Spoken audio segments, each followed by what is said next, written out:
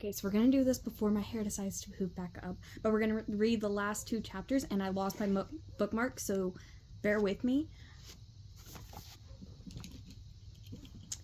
But YouTube, for some reason, keeps flagging my videos as for kids, even though I've literally said multiple cuss words in every single video. And so hopefully, maybe if I wear something a little less appropriate, then it won't flag me as for kids. So yes, I am wearing something very inappropriate and definitely not school friendly. So let that be a warning, people. Okay. Chapter 9 and Epilogue. Chapter 9. Vega had to convince the principal that George Robert Pratt needed a 48th club, sewing and fashion. She didn't want to do it the forceful way. She really wanted to convince the woman that it was a good idea for Ella's sake. She told the principal the whole story, trying hard not to check her watch as she did. There were mere starmans left, so all we need to do is borrow the PA system, said Vega. Make a quick announcement. 2 minutes, tops. This is highly irregular, said the principal. She sighed, but I'll allow it. She headed back to her office, and as the door closed, Vega heard the principal ask her secretary, who is that girl again? Ella cleared her throat. Her hand shook as she read the announcement that the 3 girls had cobbled together on the ride back to the city. Hello, everyone. Ella Silverstone here. I have an exciting announcement to make. I know you all thought that my mother was the designer behind all my fashions, but it was really me. She made a face like she was going to be sick, then solidared again, and then and then proceeded on. And guess what? I'm starting a new after-school club called Designing with Ella. We'll learn how to take old articles of clothing and transform them into fashions that are completely unique and one of a kind.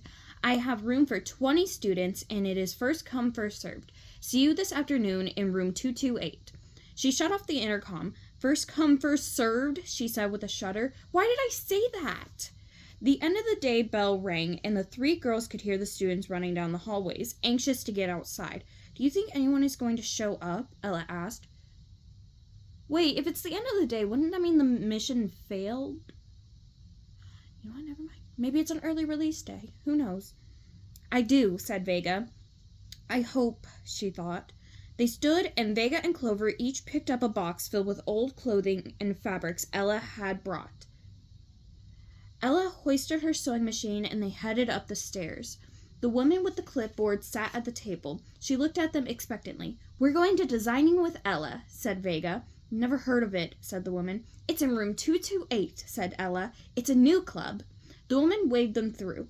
Standing in front of the door, Ella took a deep breath, then she opened the door. Oh, she said softly. Vega peeked over her shoulder. The room was full of girls, all eager to join Ella's club. Pick me, a girl said. I love fashion. Ella, said another, I loaned you my history notes last week. You owe me one. Ella looked around the room, a grin spreading across her face. Ella, Luna shouted, is your mom coming today? Ella took a deep breath. No, she said. She isn't coming. I have to tell you the truth. My mom actually isn't a fashion designer. I made all the clothes myself. Katie pushed to the front of the room. Who cares? She said. That doesn't matter. All we want is to make clothes just like you. That's right, said Luna. So am I in? Vega gasped as an incredible shower of multicolored sparkles rose from Ella and bounced around the room. She turned and caught Clover's shocked expression. It's so beautiful, she breathed. Ella's wish for her lie to go away had come true. Ella turned to Vega and Clover. She looked stunned, tearful, and very happy, all at the same time. Thank you, she said. I can't believe it. My wish has come true. Believe it, said Vega. Epilogue. Vega stood in front of Lady Stella's office door, collecting herself. She tried to make her face look serious, but she was so proud and so excited that it was impossible to stop smiling. Mindful of Leona's feelings, she managed to dim the wattage of her grin at least a little bit. Nope, there it was again. Her mission had not been easy. She was misinterpreted it and had a difficult time figuring it out. She had almost completely made her wisher angry. I hate words. She was especially grateful to Clover. She knew she wouldn't have collected the wish energy without her help. Just as she raised her hand to knock on the door, she reached into her pocket and stole a glance at her star zap. The red star around the image of her mother's face was still there, a visible reminder of what a terrible daughter she had been. She resolved to call her mother on the way back to the dorm that evening. She made a plan for a visit home for certain. She'd make a plan for a visit home for certain. Vega placed the star zap back in her pocket, adjusted her collar, and knocked on the door. It slid open. The moment she stepped into the room, everyone jumped to their feet and started cheering. She stood there grinning and feeling proud. She's slightly embarrassed. She stood there grinning and feeling proud, slightly embarrassed, and totally wonderful. She had no idea that a standing ovation would feel quite so good. Even Leona was cheering. When the excitement died down, Lady Stella called Vega forward and handed her the orb. It felt warm and substantial in her hand, and she liked the weight of it. It started to glow so brightly, Vega wished she had on her safety star glasses. Then, before her eyes, it began to transform into a flower. First, a stem sprouted, then the orb itself was surrounded with petals, deep blue giving way to icy blue. "It's a blue bubble," Vega breathed. "My favorite flower of all." Glowing points of light orbited the blossom. The petals open and close so regularly you can use it to tell time, she told the others proudly. Vega was even more delighted when her power crystal, a gorgeous Queasel, emerged. It was stunning. Sparkling crystalline blue nuggets were held together by their own internal magnetic force. Vega held it up and took a closer look. Is it Eleanor's equation?" she asked Lady Stella in disbelief. The headmistress nodded in affirmation. "Yes," she said. She turned to the others. "The nuggets may seem to be arranged chaotically," she explained, "but they actually represent a precise mathematical equation." Lady Stella took the flower, which was beginning to transform into a silver blossom, and placed it on her desk. Clover shook her head. "I was only there to help," she said, but Vega could tell she was pleased. Where did that even come from? To her chagrin, Vega noticed that Leona looked away and Ophelia gave her a quick, supportive hug. This couldn't be easy on her. Just then, Vega remembered something. She had made a quick stop at the diner just before she left for home. "Tessa, don't think I wasn't listening," she said. I brought you back something chocolate. A hot fudge sundae." Tessa clapped her hands. "Startastic!" she said. Vega reached into her backpack, pulled out the paper bag, and handed it to Tessa. Everyone oohed as it made a rustling sound. Licking her lips in anticipation, Tessa reached in and pulled out the container and a pink plastic spoon. Libby grabbed for it, admiring the color. Tessa lifted the lid. "Ta-da!" she said. Everyone stared at the sloppy brown mess inside. "You brought me soup?" Tessa asked. "Now you know," Lady Stella said with a twinkling laugh. "Wishing food often requires refrigeration." Vega laughed. "Here's my last wish world observation. Ice cream melts." Vega pressed the end hollow call button on her star zap. Why wasn't her mother answering? Was she mad at Vega for taking so long to call back? That seemed unlike her. But Vega still felt a tiny bit worried.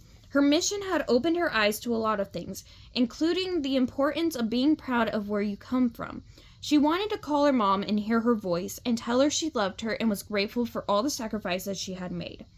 Ella had helped Vega see all of that, and she felt that the mission had been eye-opening for them both. She yawned. She was so sleepy. Traveling to Wish World and granting a wisher's wish had certainly taken a lot of energy out of her. She didn't feel like moving her feet, so she willed the cosmic transporter to pick up the pace. Sorry, my friend. The sooner she was under the covers, the better. But it didn't work, of course. She seemed like this... I hate this book sometimes. It seemed like the slowest journey to her dorm room ever. Finally, she stood in front of her door and placed her hand on the scanner. "Welcome home, Vega," said the Bot voice, "and congratulations on a job well done." "Star salutations," Vega said automatically. She stepped inside the dark room and stopped in her tracks. She had been away only a couple of star days, but she suddenly realized how homesick she had been. She placed her hand on her pride and joy, a large, beautiful secretary desk that had belonged to her great-grandmother on her mother's side. It had a curved top that rolled up and down like a dream, despite its age, and dozens of perfectly labeled drawers and nooks inside. Vega's mother told her that her great-grandmother had been just as organized and precise as she is. She placed her stars up on the top of the desk. "You remind me so much of her sometimes," said someone with a familiar voice. Vega spun around. The room seemed empty. Was she hearing things? She gasped as a figure stepped out of the shadows. Vega recognized who it was immediately and raced across the room, then fell into outstretched arms. She inhaled the comforting and oh-so-familiar smell of gossamer perfume, boing tree needles, and hospital disinfectant. "Oh, Mama," she said. "I'm so happy to see you. But how?"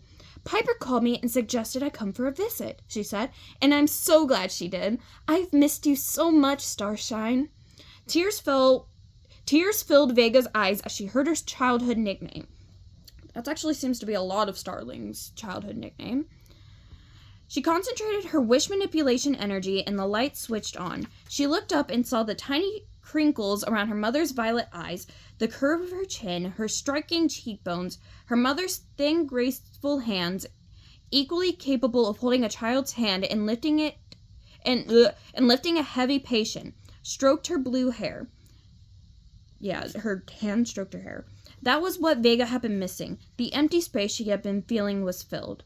Vega lay in bed content. Her mission had been a resounding success, both for her and her wisher. She and her mom had parted with big hugs and a plan to spend the upcoming holiday relaxing and playing games together. She sighed with happiness. Just then, her star zap buzzed. She was so sleepy she considered ignoring it, but her curiosity got the better of her, and she reached out for it. Sure, it had been strange to have to say, "Not much," when her mother had asked her what she had been up to lately. Only the most incredible adventure of her entire life, that's all. And it had been so tempting to brag a little, it had been so tempting to brag a little about how she had saved her wish mission just in the nick of time, to say nothing about the wish blossom and power crystal she had just received. It had been so hard to dim the wattage of her huge smile when that happened, but she managed to tone it down a bit for Leona's sake. Vega would have liked nothing better than have been able to pull the power crystal out of her bag and show it to her mother. She sighed. Maybe someday. She pressed a button and a hollow text appeared in front of her. She read it again, and then gasped. Piper murmured in her sleep, but didn't wake up. Vega read the hollow text again to make sure it wasn't mistaken, but there it was, clear as day. "Meet me in the hedge maze. Tomorrow. We need to talk. Scarlet." She's still at Starling Academy! Scarlet discovers true strength. Okay, I'll start this either later today or tomorrow, but my friend needs me, so yeah. New bookmark. Okay, see you guys later.